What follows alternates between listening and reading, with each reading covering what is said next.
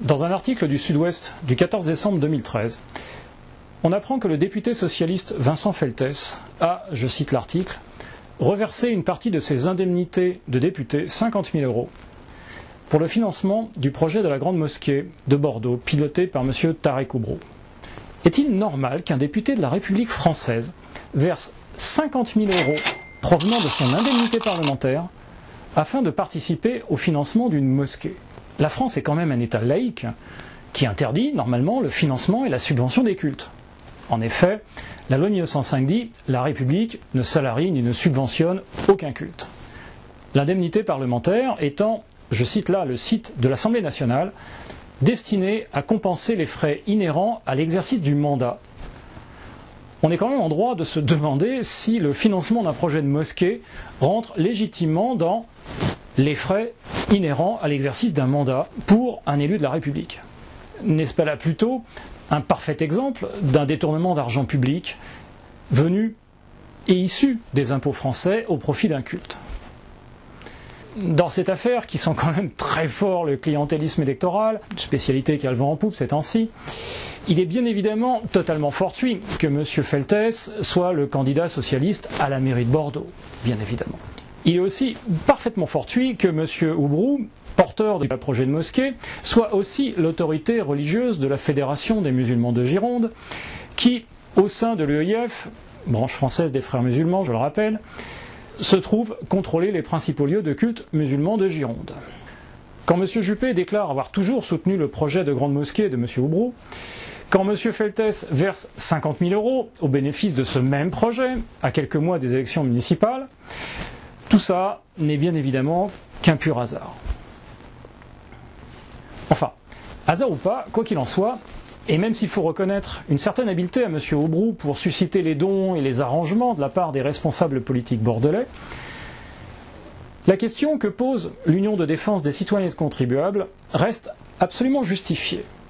Est-il normal et légal que l'argent versé par la République à un député dont le but de lui permettre d'exercer son mandat serve à financer une mosquée? En effet, un mandat est une charge publique élective. Un député est, je le cite là, le site de l'Assemblée nationale, le représentant de la nation tout entière. Ainsi, à l'Assemblée nationale et dans sa circonscription, chaque député agit et parle au nom de l'intérêt général et non pas au nom d'un parti politique, d'un groupe d'intérêt ou d'une région. Fin de citation. Donc, M. Feltès a-t-il agi au nom de l'intérêt général en versant une partie de son indemnité parlementaire, argent des contribuables il faut le rappeler, à une association proche de la confrérie des frères musulmans? Confrérie des frères musulmans qui quand même, il faut le rappeler, a été déclarée organisation terroriste en Égypte, pays dont elle est issue.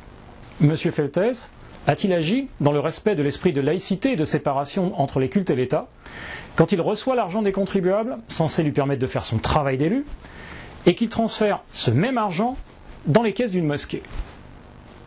Et enfin, M. Vincent Feltès agit-il dans le cadre de ses fonctions de député quand il utilise l'argent des citoyens français pour tenter d'acheter, au bénéfice du Parti socialiste, des voix contrôlées par un groupe musulman ayant des affiliations politiques pour le moins inquiétantes?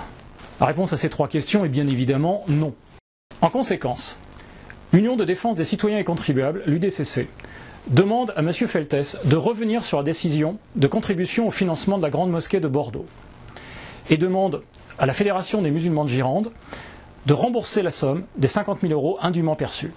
L'UDCC demande également au Bureau national du Parti socialiste de condamner l'acte de M. Feltès et d'émettre un blâme à son encontre, et de bien vouloir réaffirmer l'adhésion du Parti socialiste au principe de non-financement des cultes contenu dans la loi du 9 décembre 1905.